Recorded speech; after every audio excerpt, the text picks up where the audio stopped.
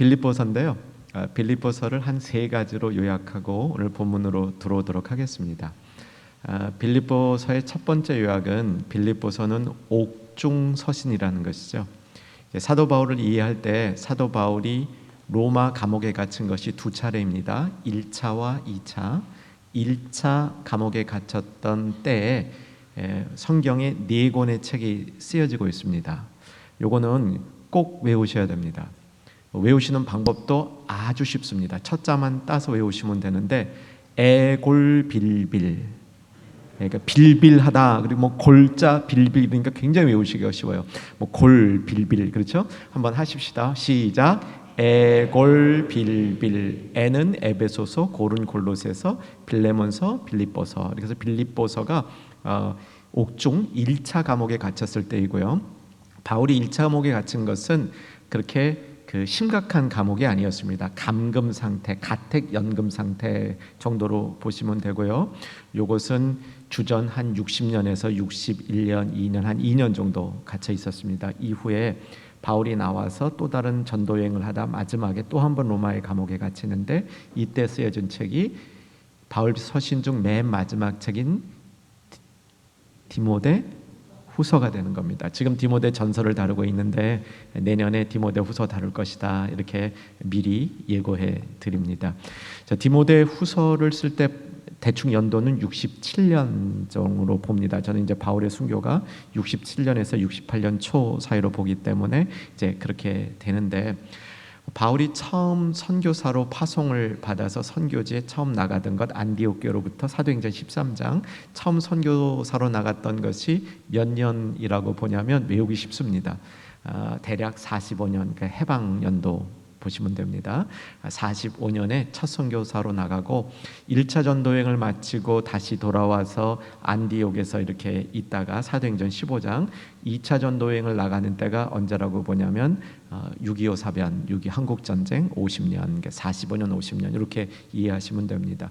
좀 전에 제가 바울이 언제 순교했다고 말씀드렸습니까? 67년 혹은 68년. 그럼 몇 년 동안 선교한 겁니까? 한 23년 정도 바울이 선교했다. 이것도 머릿속에 넣어두시면 좋습니다. 바울이 선교사로 생활했던 것이 이제 한 25년 정도 그렇게 이제 선교사로 사역을 하는데, 그의 인생을 3등분 하는 것이 저는 참 좋다고 봅니다. 왜냐하면 시간상 딱딱딱 3등분 되는 건 아닌데, 모세처럼 바울의 어떤 이 생각이나 이 사역의 이 성숙도가 확 달라지는 게 언제냐면 1차로 로마 감옥에 갇혀 있다가 나온 다음에 그때 확 달라져요. 그러니까 감옥에 처음 이제 갇히기 이전, 갇힌 이후 이렇게 되는 거죠. 확실히 바울을 보면 고난이 사람을 성숙하게 만든다 볼 수 있습니다.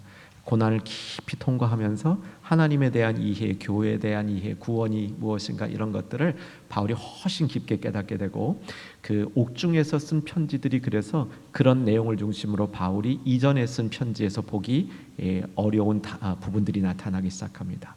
이제 숫자로 놓고 보면 이전에 6개, 옥중에 4개, 추록한 후에 3개, 이렇게 숫자는 구별이 되죠.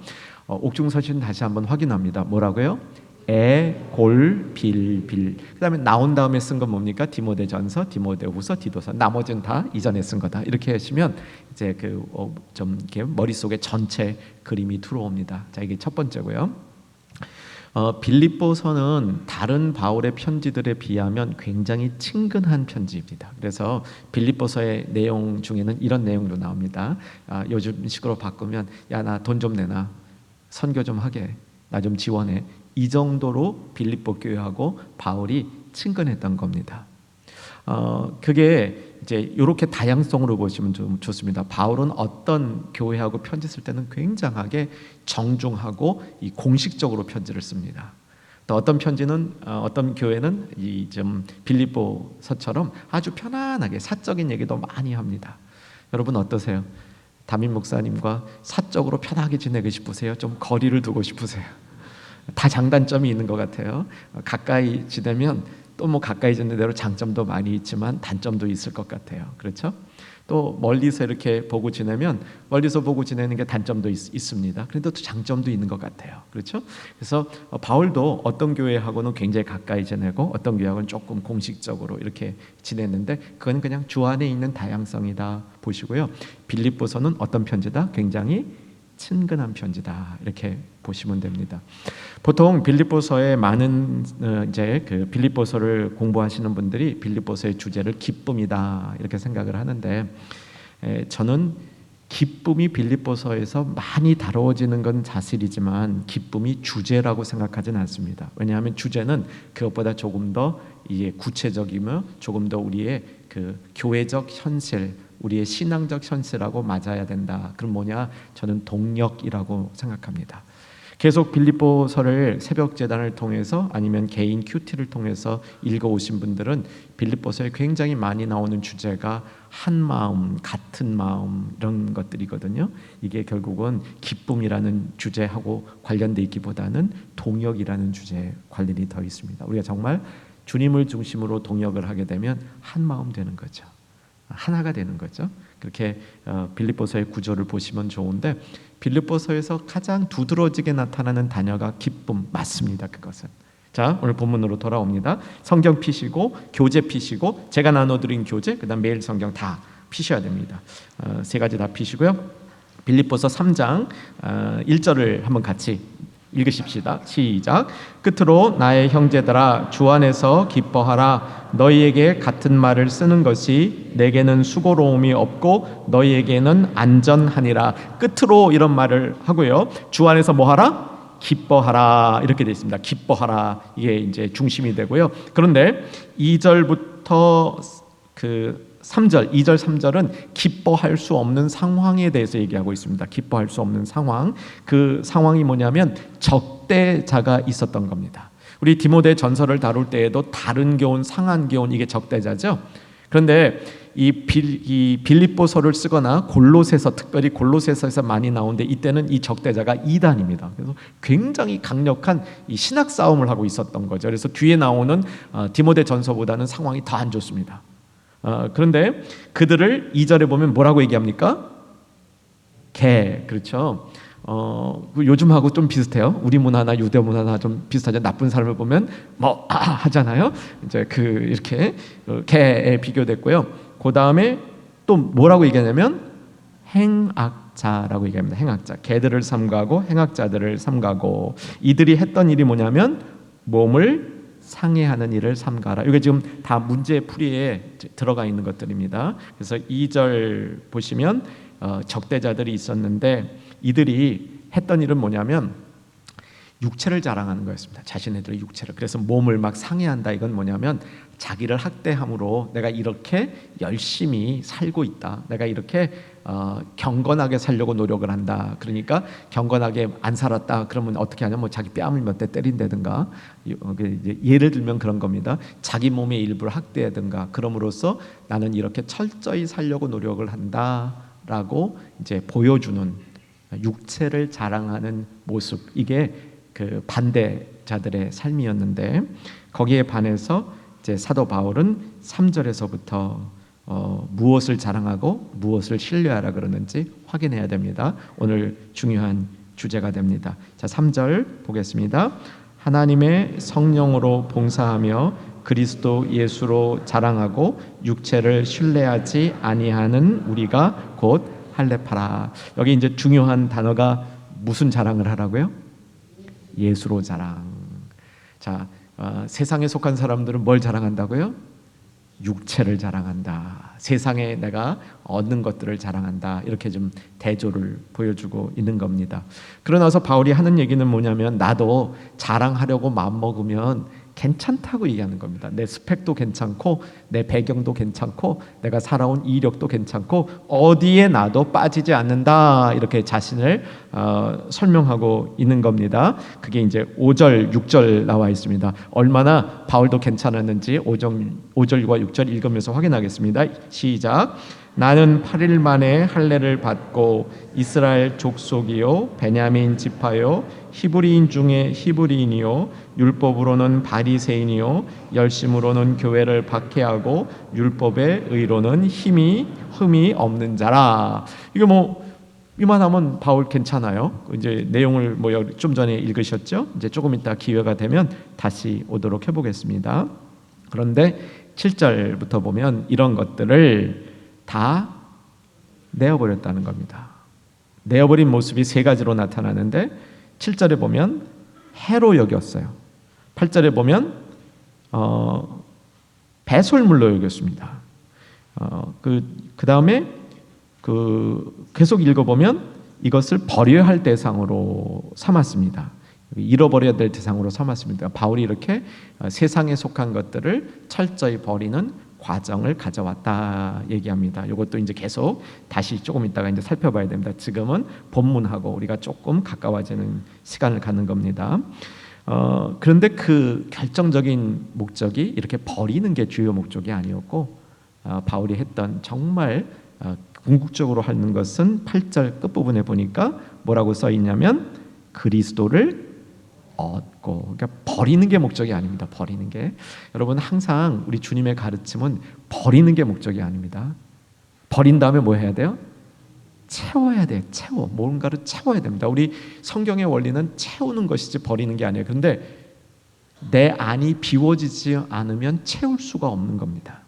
그래서 비우는 얘기를 하는 겁니다. 불교는 그냥 비워버리는 게 목적입니다. 근데 정말 우리 주님이 가르쳐 준 것은 채우기 위해서 비우는 거죠. 그래서 뭐로 채울 거냐? 여기 답이 나와 있습니다. 그리스도를 얻고. 그 다음 9절도 한번 읽어봅니다. 오늘 굉장히 중요한 9절이거든요. 자, 9절 읽습니다. 시작. 그 안에서 발견되려 함이니 내가 가진 의는 율법에서 난 것이 아니요 오직 그리스도를 믿음으로 말미암은 것이니 곧 믿음으로 하나님께로부터 난 의라. 자, 이렇게 그리스도 안에서 발견되는 것을 그 다음에 부활의 신앙과 연결하고 있고요. 이제 부활의 신앙을 가지고 사는 사람들이 어떻게 인생을 경주해야 되는가, 인생을 달려나가야 되는가를 설명한 것이 12, 13, 14절입니다. 그래서 이 대표적인 말은 표대를 향하여 달려간다. 이게 오늘 본문의 내용입니다. 이제 조금 더 깊게 살펴봅니다. 매일 성경 문제를 보시고요. 큰 1번에 작은 1번으로 갑니다. 바울은 교회 안의 갈등과 거짓 교훈으로 어지러운 빌립보 성도들에게 무엇을 권면합니까? 제 노트에 보면 답이 있습니다. 기뻐하라. 이 기쁨의 신학에 대해서 좀 살펴보겠습니다. 이 빌립보서의 재미있는 그 관찰 중에 하나가요, 이런 겁니다. 여러분 설교를 이렇게 들으시잖아요. 설교를 들으시는 중에 목사님이 마지막으로 그러면 괜히 신나시지 않으세요? 이제 곧 끝나는구나 하고 이제 신난다고까지 얘기하기는 좀 너무 심하면 그래도 이제 마지막이니까 한번 열심히 더 듣자 뭐 이런 그 마음을 가지시지요. 안 그러시는 분? 왜 벌써 끝나요? 뭐 그런 분 있으세요? 예, 저도 한 몇 번은 그랬습니다. 옛날에 젊었을 때 설교를 듣는데 너무 목사님 말씀이 좋아가지고 이게 끝났는데 끝난 게 싫은 거야. 여러분 인생에 몇 번이나 그런 적 있으세요? 손꼽을까요? 몇 번이나? 목사님 설교가 너무 짧아서 내가 속상하다 이런 적은 정말 몇 번 없을 것 같아요. 있으신 분들에게 특별한 축복이 있을 줄 믿습니다. 그런데 이 바울이 하는 이 전술을 한번 보세요. 전술. 바울이 이제 빌립보스를 쓸 전술 살펴보시면 3장 벌써 끝으로 이러잖아요. 근데 보세요. 반됐는데 끝으로 이러는 거야. 그렇죠? 빌립보서 몇 장이에요? 4장이에요. 4장인데 두 장 끝나고 3장에 들어가면서 끝으로 이랬어요. 그럼 한번 지나가 보세요. 저 뒤로 가보세요. 4장 8절. 4장 8절로 가보세요. 4장 8절. 뭐라고 돼 있는지 보세요. 끝으로. 자, 이렇게 설교하면요 성도님들이 속상합니다. 아까 끝으로 그래놓고 목사님이 끝으로 그래놓고 한 15분 더 설교하고 그 다음에 끝으로 또 그러면은요, 아니 아까 끝으로 해놓고선 이제 왜 또 이러셔, 이렇게 되죠. 근데 그런 목사님들 보시면 시험 들지 마시고 바울도 그랬다. 특별히 어디서 그랬냐? 빌립보서에서 그랬습니다. 그래서 이건요 끝으로 이 얘기는 뭐냐면 주의를 환기시키는 겁니다. 중요한 얘기하겠다. 그렇게 일단 이 전술을 바울이 썼다 이렇게 보이죠. 그래서 이제 끝으로 중요한 얘기를 하는데 뭐냐면 기뻐하라. 이렇게 한 기뻐하라. 여러분 이제 교재를 봐주시고요. 기쁨의 신학 1페이지 중간쯤에 기쁨의 신학 이렇게 해가지고 세 그 점이 있습니다.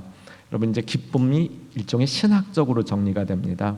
근데 이제 제가 한 세 가지 이 점을 찍어놨는데 가운데 기쁨은 괄호이다. 이건 여러분이 채우는 거예요. 나에게 기쁨은 괄호다. 지금 이제 한번 답을 찾아가 생각해 주시면서 이제 제 얘기를 더 듣고 마지막에 이제 답을 채우도록 하겠습니다.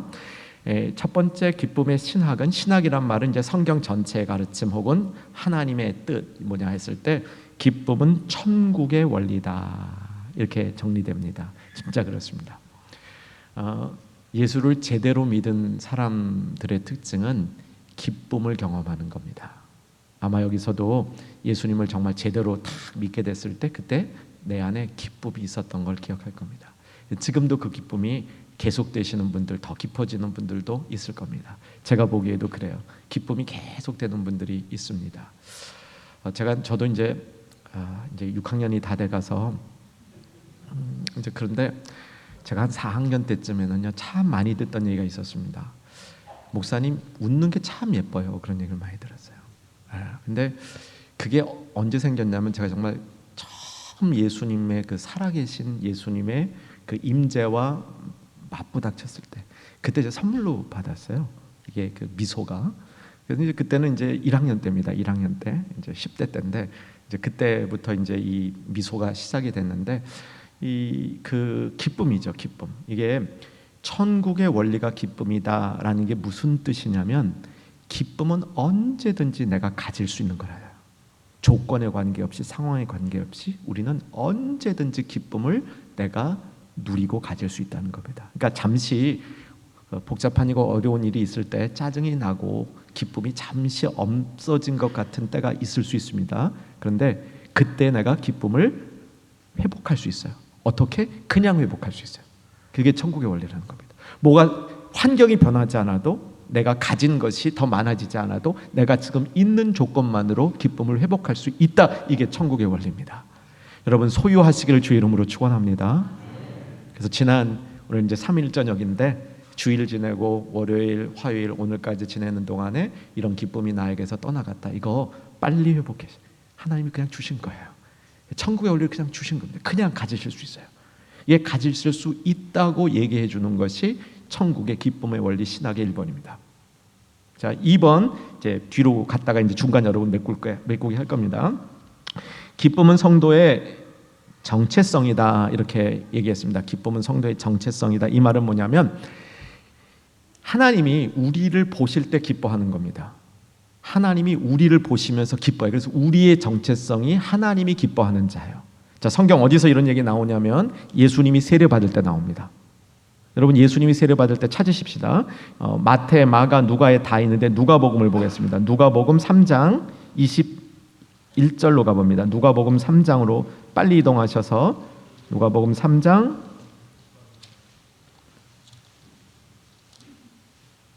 21절, 22절 볼 겁니다. 92쪽. 제가 21절 읽어드릴게요. 백성이 다 세례를 받을새 예수도 세례를 받으시고 기도하실 때 하늘이 열리며 여러분 성령이 비둘기 같은 형태로 그의 위에 강림하시더니 하늘로부터 소리가 나기를 너는 내 사랑하는 아들이라 내가 너를 기뻐하노라. 이게 정체성이에요. 하늘이 그냥 선포해준 정체성입니다. 너는 내 사랑하는 딸이라 너는 내 사랑하는 아들이라 내가 너를 기뻐하노라. 여러분 이게 무척 중요합니다. 왜냐하면 왜 우리가 기쁨을 누릴 수 있냐면 하나님이 우리를 보며 기뻐하기 때문입니다. 하나님이 우리를 보면서 기뻐하는 거예요. 이거 어렵게 이해할 거 하나도 없어요. 우리도 지난주 금요 집회 때도 보니까 아이들이 나와서 암송도 하고 찬양도 했거든요. 이제 그 아이들을 바라보는 부모님과 할머니, 할아버지는 마음이 어떤 줄 아세요? 기분이 좋아 죽습니다. 너무 기뻐요. 너무 기뻐요. 누가 부모인지 알겠어. 위에서 봐도요. 그냥 아이들 나와서 하면 잘하는 거 못하는 거 그거 별로 중요하지 않아요. 자기 아들, 딸, 손주, 손녀가 앞에 올라갔다는 자체가 기쁜 거야. 여기에 우리 주님의 마음인 줄로 믿으시기 바랍니다. 그렇잖아요. 우리 주님은 주님의 자녀들이 무대 위에 올라간 것만 해도 기뻐요. 주의를 하겠다고 나선 것 자체가 기뻐요. 잘하든 못하든 중요하지 않아요. 그냥 기쁜 겁니다. 우리 주님이 우리를 보며 기뻐한다, 이게 정체성이다 그랬습니다. 기쁨의 신학 두 번째, 기쁨은 성도의 정체성이다. 그래서 우리는 기쁨을 언제든지 가질 수 있는 겁니다. 자, 이제 여러분의 나에게 기쁨은 괄호이다. 답 쓰셨어요? 자, 2초 드릴게요. 3초 드리겠습니다. 3초. 안 쓰신 분들은 쓰시고 머릿속에 쓰셔도 됐습니다. 3초 드리겠습니다. 1초, 2초, 3초. 자, 답 얘기합니다. 나에게 기쁨은 뭐다? 답하신 대로 이루어지기를 축복합니다. 저는 뭐라고 써봤냐면 기쁨은 바이러스다 이렇게 썼습니다. 기쁨 바이러스, 전달되는 거다 이렇게 써봤습니다. 자랑으로 갈게요. 자랑. 자, 오늘 성경에서 두 가지 자랑의 대조가 있었죠. 세상을 자랑할 게 아니라 예수를 자랑하라. 그러니까 바울의 논리가 그거죠. 세상 사람들이 다 세상을 자랑하는 거예요. 나는 이런 자랑거리가 있다, 나는 이게 있다, 이게 있다, 막 자랑들을 하는 겁니다. 그런데 바울은 그런 자랑하지 말고 예수를 자랑해라. 자랑거리로 말하면 나도 너희들 못지않게 있다. 바울이 썼는데 그거 다 해로, 배설물로 버려야 될 걸로 여겼다. 그렇게 이제 오늘 논리를 쭉 펼쳐가는 겁니다. 자랑거리도 신학입니다. 내가 뭘 자랑하느냐, 이게요 나의 진정한 모습입니다. 내가 뭘 자랑하는지 지금 여러분 한번 자기를 점검해 보시기 바랍니다. 내가 자랑하는 건 뭘까? 내가 자랑하는 건 뭘까?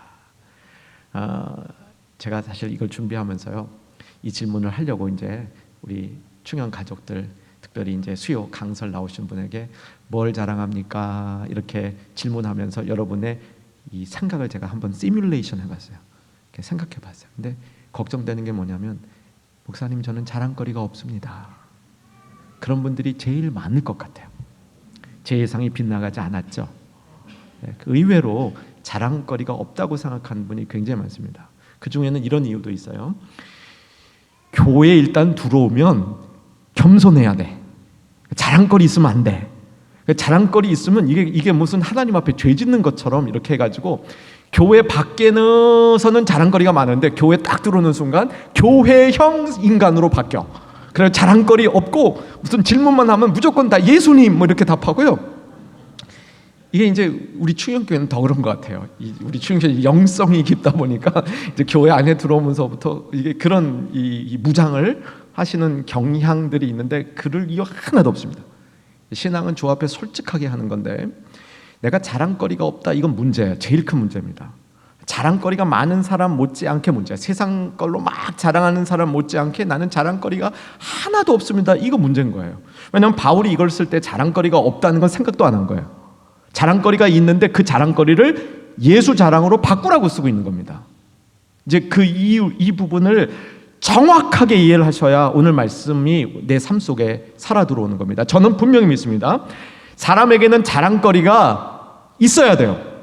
그리고 사람의 자랑거리가 있는 게 잘못이나 죄가 아닙니다. 오늘 그 얘기를 좀 드릴 거예요. 그리고 왜 그런지를 설명해 드릴 겁니다. 근데 이 자랑거리가 나에게 없다고 생각하시는 분에게 제가 지금 도전을 드립니다. 자랑거리 있으셔야 돼요. 내가 남보다 잘하는 거 뭔지 생각해 보세요. 남보다 잘하는 게 있다? 그럼 자랑거리입니다. 남보다 잘하는 게 하나도 없다? 이거 아니에요. 남보다 잘하는 게 있습니다. 어떤 분들 보니까요, 제가 낮 순장 때, 오늘 아닙니다. 그때 보니까 어떤 순장님은 그러셔요. 저는요, 제 손 안에 들어오는 모든 음식은 맛있게 할 자신이 있습니다. 자랑거리 아니에요? 자랑거리죠. 저는 제 손 안에 들어오는 모든 것을 좋게 만들 수 있습니다. 이것도 자랑거리죠. 그죠? 저는 성격이 참 좋아서요, 웬만한 사람들 화내는 거 다 풀어드릴 수 있습니다. 자랑거리입니다. 남이 없는 거 나에게 있으면 그게 자랑거리입니다. 그게 잘못이 아니에요. 근데 바울이 이 시간에 도전하는 건 뭐냐면, 그 자랑거리를 주님과 무슨 관계가 있는지 설명할 수 있어야 진짜 자랑거리라는 거예요. 아시겠습니까? 자, 우리는 너무 있다 없다 가지고 자랑을 삼아요. 남이 없는 건 내가 있다 이 자체가 자랑으로 삼는 거예요. 그 자체는 나쁜 게 아닙니다. 좋은 겁니다. 근데 그게 진짜 자랑거리가 되려면, 그래서 그게 예수님과 무슨 관계가 있는 거야. 여기에 대해서 답이 딱 나오면 이게 자랑거리가 되는 겁니다. 자, 세상의 기준에 좋은 것들이 자랑거리죠. 예를 들면 이 돈이 많은 것, 세상 기준에 좋은 겁니다. 자랑거리 될 수 있습니다. 나는 굉장히 미모가 뛰어나, 자랑거리가 될 수 있어요. 그 다음에 던져야 돼요. 이 돈이 많은 게 하나님하고 무슨 상관이야? 내가 잘생기고 예쁜 게 하나님하고 무슨 상관이야? 거기서 답이 안 나오면 세상 자랑이에요. 거기서 답이 나오면 예수 자랑으로 바뀔 수 있는 겁니다. 예수님 안에서 내가 이 일들이 이렇게 쓰여지는 거예요. 내가 상당히 머리가 좋아, 자랑거리 될 수 있어요. 그런데 내가 머리가 좋아서 IQ가 얼마야, 나는 얼마야, 이런 건 자랑거리 하면 안 돼. 내가 학교 다닐 때 맨날 1등 했어, 이것도 자랑거리 아니에요. 근데 그 좋은 머리로, 하나님이 주신 이 머리로 주님을 어떻게 섬기고 있는가, 이게 답이 나오면 자랑거리 되는 겁니다. 세상의 자랑거리는요, 기준에 따라 바뀌어요. 자, 어떤 사람이 키가 크다고 자랑을 합니다. 그런데 그 큰 키 가지고 동굴에 들어갔다가 머리에 이마를 동굴벽에 딱 박았어요. 그러면 자랑거리 아니죠? 그때는 작은 게 자랑입니다. 이게 큰 게 자랑이 아니에요. 제가 그 뉴저지에서 섬길 때 오랜 기간 동역했던 부목사님이 계신데, 이분이 그런 얘기를 해요.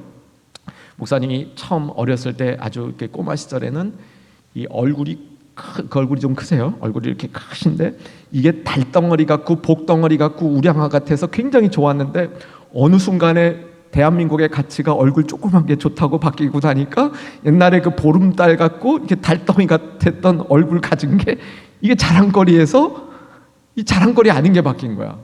자랑거리 아닌 거 아니라 뭐 이렇게 부끄러움까지 가게 되는, 이렇게 문화가 기준이 바뀌면서 사람의 자랑거리에 이런 모습도 바뀔 수 있다는 겁니다.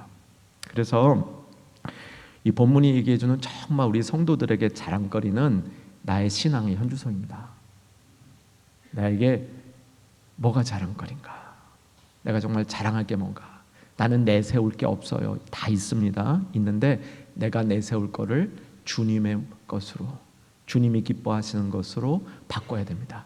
그때 그게 진정한 자랑거리, 내가 예수를 자랑하는 사람이 되는 줄로 믿으시기 바랍니다. 그렇게 꼭 시행하셔야 됩니다. 예수를 자랑한다는 게 꼭 뭐 입으로 나는 예수만 자랑해, 이건요, 나 돈 많아 자랑해, 이거 똑같아요. 그 심리가. 그게 아니고 정말 예수님과 내가 자랑하고 내가 추구하고 내가 관심을 갖고 내가 시간을 보내는 게 예수님과 무슨 상관이 있는가, 거기에 답이 항상 있으셔야 됩니다. 그렇잖아요. 내가 교회를 많이 봉사해, 얼마를 봉사해, 내가 기도를 몇 시간 해, 이것도 자칫하면요 세상 자랑이 될 수 있어요. 근데 이게 주님하고 어떻게 관련이 있는가, 거기에 답이 나오면 이건 예수님 자랑이 되는 겁니다. 그래서 우리의 신앙이 이렇게 정말 예수를 자랑하고 우리의 자랑거리가 예수님이 인정한 것이 되어져가는 그 모습을 바울이 여기서 말해주는 거죠. 자, 이 교재 보시고요. 나눔 1번 제가 정리해 놓은 것, 나눔 1번 문제 이따가 보셔야 되는데, 자, 문제 먼저 봐드리겠습니다. 매일 성경 보시면 나눔 1번 문제가 주 안에서 기뻐하라는 권면은 예수님을 기쁨의 원천으로 삼으라는 말입니다. 그러나 할례를 주장하는 유대인들은 기쁨의 실천을 주님 밖에서 찾으려 했습니다. 이게 문제라는 거죠. 요즘 내게 기쁨을 주는 일은 무엇입니까? 하고 답해 보는 거예요. 그 기쁨이 예수님과 어떤 관계에 있습니까? 이것이 혹 주님 밖에 있는 자랑은 아닌지 돌아보고 주님 안에서 기뻐할 이유를 찾아봅시다. 이렇게 해놨고요. 제가 조금 전에 쭉 말씀드린 것을 요지로 정리했습니다. 나눔 문제 1번 밑에 있는 네모 꼭지 있죠? 자, 같이 한번 읽을 준비하시고요. 읽겠습니다. 우리의 자랑과 기쁨거리는 세상적인 것이 너무 많습니다. 이런 세상 속에서 기쁨을 갖는 것은 나쁜 것이 아니라 정상적인 것입니다. 다만 세상의 기쁨거리 안에 담긴 하나님의 기쁨을 찾아보고 그것을 즐기는 것으로 발전해야 됩니다. 도무지 하나님의 기쁨과 상관없는 것은 줄이거나 없애도록 해야 됩니다. 이거 좀 찾아내셔야 돼요. 여러분, 있어요. 도무지 하나님 것과 관계가 없는데 거기에 내가 기뻐하고 마음 상하는 것들이 있습니다. 제 거를 고백하겠습니다. 흉은 보지 마시기를. 제가 한때요, 이 스포츠 보는 걸 굉장히 좋아했습니다. 그래서 제가 응원하는 팀이 이기면 너무 기쁘고요, 짐은 너무 속상해. 이 중에 저랑 비슷한 분이 있으면 다 같이 버리시기를. 아니 대한민국 축구가 제가 대한민국 축구가 일본을 이기면 기쁘죠. 그 얘기 아니에요. 그건 당연히 기쁜 겁니다. 그건 당연히 기쁜데 이 대한민국 축구가 아니라 무슨 내가 좋아하는 뭐 프로 야구팀, 프로 농구팀 뭐 이런 것들 이 팀이 이기면 굉장히 기분 좋고요. 지면 막 우울하고요. 막 신경질도 되고요. 그게 주님하고 무슨 상관이 있어요? 그렇죠? 대한민국이 이겨서 기쁜 건 주님과 좀 상관이 있어요. 우리 민족을 사랑하는 마음. 그게 좀 있어요. 그거 없지 않아요. 근데 이건 아니잖아요. 그 자매님들은 다른 거 한번 생각해 보세요. 그런 거 있어요. 있을 거예요. 내가 이것 때문에 맘상하고 이것 때문에 기뻐하는데 도무지 이거 주님과 어떻게든지 연결시켰어. 그 월급이 조금 올라가서 기쁜 건 괜찮아, 연결이 돼요. 이 돈 가지고 좀 더 내가 이렇게 생겼으니까 물론 가족을 위해서도 조금 더 쓰고 주님을 위해서도 좀 더 많이 쓰고 성교를 위해서 이거는 기쁨이 된단 말이에요. 이건 연결이 돼요. 자기가 어떻게 태도를 바꾸냐에 따라서. 근데 도무지 안 되는 것들이 있단 말이에요. 도무지 안 되는 것들이. 내가 분명히 기뻐하고 슬퍼하는데 이게 도무지 기분. 어떤 사람이 나한테 인사 한번 하면 굉장히 기분이 좋고 어떤 사람이 한번 인사를 안 하면 굉장히 기분이 나쁘고. 주님과 어떤 관계인지 생각해 보셔야 된다는 거죠.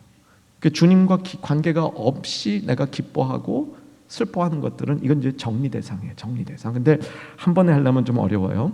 한 번에 하려면 어려우니까 한 번에 하면 금단 현상 생기고요. 10%씩 줄어가. 10%. 내가 10%는 안 하겠다. 그리고 이제 좀 되면 또 10% 안 하고 이렇게 해서 이제 줄여가는 그런 훈련을 하면 되게 되어 있습니다. 왜냐하면 예수로 채우면 돼요. 예수님으로 기뻐하는 걸 채우면 그냥 줄이는 건 웬만하면 안 돼요. 근데 예수님으로 채워가는 거는 웬만하면 됩니다. 사랑하는 성도 여러분, 다시 한번 결단하십시다.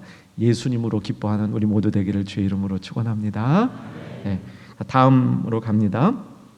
자, 바울이 이제 자랑거리 자기도 많이 있다 얘기했는데요. 이거는 제가 해석을 굳이 안 하겠습니다. 왜냐하면 이게 무슨 자랑거리인지 제가 해석을 해드려도요. 그 당시 상황으로 가는 거예요. 뭐 베냐민 지파가 외종류하고 사울이 뭐 어떻고 뭐 이렇게 해서 베냐민 지파가 사사기 때 전투할 때 뭐 이런 것들은요. 그냥 해석인데 여러분 한마디로 그렇잖아요. 바울이 중요하다고 얘기한 거 우리한테 중요한 거 뭐 있어요? 없잖아요. 그러니까 시간이 지나면 내가 그때는 굉장히 중요하다고 생각했는데 아무것도 아닌 일들란 말이에요. 이렇게 보시면 돼요. 그래서 바울이 나름 다 중요했지만 그것을 쓸데없는 거, 버려야 될 거, 해로운 거, 심지어 배설물로 여겼다. 이제 그 부분에 이제 관심을 두면 됩니다. 다음 페이지로 가고요. 근데 해로 여기고 배설물로 여기고 버릴 걸로 여겼다. 이것을 너무 극단적으로 보면 안 됩니다. 세상 거는 다 해로 여기고 배설물로 여기고 버릴 것이다. 그런 뜻은 아닙니다. 여기서 분명히 우리가 해야 될 게 채워야 될 목적이 있습니다. 그게 뭐라고요? 예수님을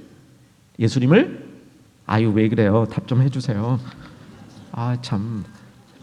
자, 3장 8절 끝에 배설물로 여기면 그리스도를 그리스도를 얻고 이렇게 좋은 얘기를 우리가 배설물 여기는 그리스도를 얻고 그리스도를 얻지 않고 배설물 여기는 건 아무 의미 없습니다. 그리스도를 얻지 못하고 버리는 것도 의미 없습니다. 그리스도를 얻기 위해서 그리스도를 얻는 게 목적이에요. 사실 그리스도를 얻으면요 앞에 것들을 이렇게 배설물로 여길 이유가 없어요. 왜냐하면 그리스도를 얻고 나면 내가 옛날에 잘하던 것, 그 전에 잘하던 것이 다 쓰여요. 다 쓰여요. 예를 들면 나의 자랑거리가 뭐냐? 수다다. 수다 떠는 거다. 근데 그냥 수다 떠는 게 자랑거리인 줄 알았는데 근데 나중에 예수님을 믿고 나니까 내가 수다 떨다 보니까 남한테 상처를 주네. 9마디 잘하다가 하나가 상대방이 굉장히 이렇게 막 비수처럼 상대방을 아프게 하네. 그럼 어떻게 해요? 내가 수다 떠는 걸 뭐로 여겨야 돼요? 여겨야 돼요. 근데 예수님을 내가 갖고 나니까 예수님을 얻게 되니까 예수님과 함께하게 되니까 그 수다 떠던 게 또 뭐가 돼요? 그렇죠. 그게 전도하는 능력이 돼요. 이런 인물이 성경에 나오잖아요. 누구예요? 수가성 여인이에요. 수가성 여인. 수가성 여인이 이렇게 했잖아요. 옛날에 막 그냥 이렇게 살다가 예수님 믿고 나니까 막 다른 사람 설득시키고 이런 게 전도하는 그 전도자로 바뀌잖아. 온 동네 다 전도했잖아. 그것처럼 주님 없이는 참 쓸모없고 내가 자랑거리로 여겼지만 실제로 나의 자랑거리가 다른 사람에게 아픔과 상처를 주던 일들이 내가 주님을 믿고 예수가 중심이 되니까 그게 또 다 쓰이는 겁니다. 다 쓰이는 거예요. 그 얘기를 사도 바울이 하고 있는 겁니다. 이제 그러기 위해서 그리스도를 얻어야 되고 그다음 오늘 이제 말씀의 가장 중요한 부분입니다. 9절인데 그리스도를 얻는다는 게 뭐냐 말이에요. 그리스도를 얻는다는 게 내가 그리스도를 얻었다. 이게 도대체 뭐예요? 그리스도를 얻었다는 게 그리스도를 얻었다는 말을 9절에서 설명합니다. 자, 9절 앞에 부분을 잘 읽으십시다. 시작. 그 안에서 발견되려 함이니 요거 그 안에서 발견되려 함이니 그 안에서 발견되려 함이니 이게 그리스도를 얻은 겁니다. 이 얘기는 사도 바울이 수도 없이 다른 성경에서 얘기하고 있는 그리스도와의 연합, 그리스도 안에서 이거하고 같은 말이에요. 뜻은 같아요. 그렇죠? 그리스도와 연합되어졌다. 그리스도 안에 있다. 이게 그리스도 안에서 발견되어지려 함이니랑 같은 말인데 이런 차이가 있어요. 어떤 차이가 있냐면 내가 스스로 직분자 우리 권사님으로 할까요? 권사님들이 제가 제일 편하니까 내가 권사야. 나는 충영교회 권사야. 나는 권사야. 권사죠. 맞습니다. 그런데 그거 하고 밖에서 저분 참 괜찮네. 알고 보니까 저분이 권사래. 요거 차이예요. 그리스도 안에서 발견되어졌다 하는 말은 무슨 말이냐면 다른 사람이 볼 때에도 그리스도 안에 있는 게 발견되어진 거예요. 그죠? 나 혼자 주장하는 게 아닙니다. 나 혼자 주장하는 게 아니고 다른 사람이 볼 때에도 저 사람은 그리스도 안에 있구나. 더 객관적으로 검증된 그리스도와의 연합을 얘기하는 겁니다. 이게 그리스도 안에서 발견되어져야 합니다. 여러분 우리 스스로도요 내가 그리스도 안에 있다는 사실을 발견할 수 있어야 됩니다. 내가 정말 지금 그리스도 안에 있구나. 내가 이렇게 힘든데에도 정말 주님을 찬양할 수 있고 내가 힘든데도 정직하게 살아갈 수 있고 내가 힘든데도 힘을 내고 살아갈 수 있는 그 이유가 뭐냐? 내 성격이 좋아서가 아니고 우리 자녀들이 나를 바라봐서만이 아니고 내가 그리스도 안에서 발견되어졌기 때문에 내가 그리스도 안에 있다는 사실을 내가 확신하기 때문에 내가 힘을 얻는다. 여러분 이게 그리스도 안에서 발견되어지는 자의 모습입니다. 요거랑 아주 비슷한 표현인데 우리가 좀 기억해두면 좋을 말씀이 있습니다. 조금 이제 구약으로 가는데 좀 속도 있게 찾으셔야 돼요. 신명기 32장 23절 252쪽 구약 252쪽 신명기 32장 23절 신명기 32장 23절 자 준비되셨어요? 읽어도 되겠습니까? 네 읽습니다. 너희가 만일 그같이 죄송해요. 민수기 죄송합니다. 252장 민수기 32장 23절 제가 시간이 얼마나 가는지 보느라고 딴소리 했습니다. 민수기 32장 23절 자 읽겠습니다. 시작. 너희가 만일 그같이 아니하면 여호와께 범죄함이니 너희 죄가 반드시 이게 비슷한 원리예요. 우리 죄가 우리를 찾아낸다. 근데 우리가 그리스도 안에서 발견되어지면 이때 아무 문제 없습니다. 아무 문제 없어요. 아니면 죄도 우리를 막 찾아내요. 그죠? 나도 내가 어디 있는지를 찾아내야 되고 내가 그리스도 안에 있는 걸 찾아야 되고 죄도 우리가 어디 있는지를 막 찾아내는 그런 죄의 추적이 있다는 사실을 우리가 기억해야 되는 것이죠. 자 이제 오늘 나눔 문제 2번으로 돌아와 봅니다. 나눔 문제 2번 지금까지 제가 설명한 것을 보시면요 답들은 다 그냥 찾아지고 나눔 문제 2번 바울은 예수님을 믿기 전에 유익하게 여겼던 것을 예수님을 믿고 나서 해로 여겼습니다. 주 안에서 더 궁극적인 것을 얻기 위함입니다. 지금 예수님을 믿고 따르는 일에 방해가 되는 나의 육체의 자랑거리가 있다면 무엇인지 서로 나누어 봅시다. 꼭 나누어 보시길 바랍니다. 나의 육체의 자랑거리, 내가 남보다 좀 잘하는데 남보다 더 많이 있는데 그것이 예수님과 상관없이 내가 그것을 즐기고 그것을 그냥 막 사용하고 있다면 이것은 육체의 자랑거리다 이렇게 볼 수 있겠죠. 여러분 한번 이런 것들을 좀 세심하게 한번 관찰해보고 나누는 시간이 있어야 될 줄로 압니다. 자, 3번으로 갑니다.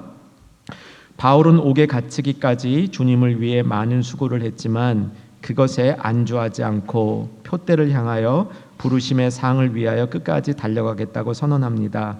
우리 앞에 놓여 있는 믿음의 경주에 임하는 마음가짐을 함께 나누고 서로 격려하여 봅시다. 우선 나의 삶이 믿음의 경주인가를 먼저 점검하셔야 됩니다.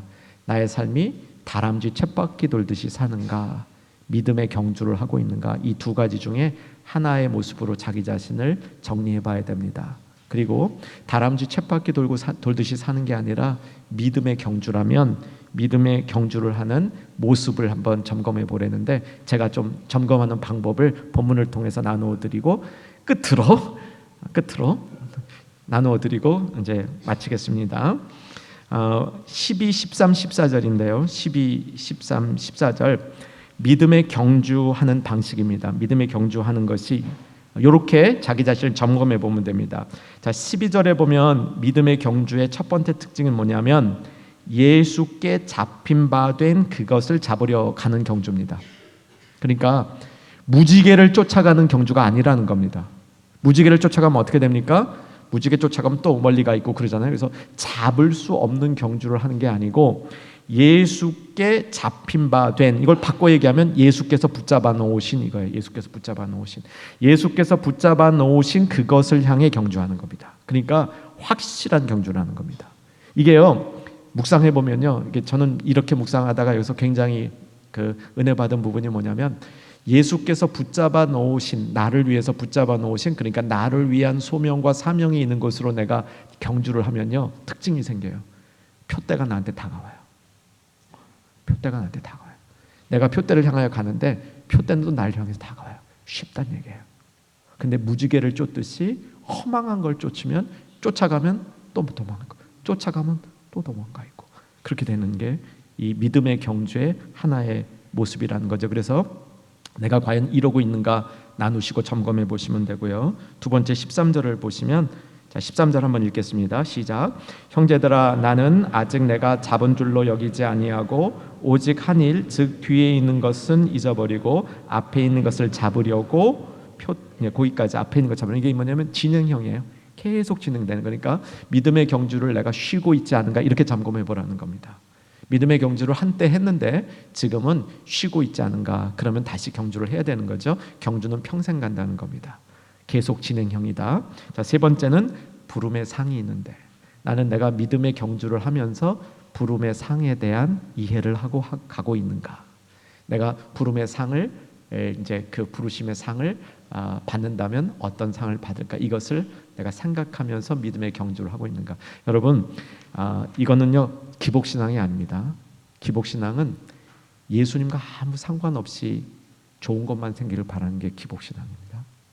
기복신앙이 아니고요, 내가 정말 예수님을 따라가는 과정 속에서 그 예수님이 나에게 주시는 풍성한 상급에 대한 우리의 이해와 바람은 정상적인 신앙입니다. 정상적인 신앙이에요. 그래서 우리가 경주할 때 이게 필요한 겁니다. 계속하고 있는가? 나는 경주 후에 받을 상에 대해서 알고 바라고 있는가?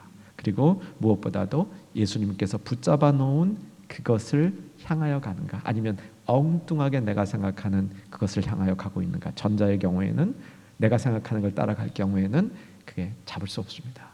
가면 또 도망갑니다.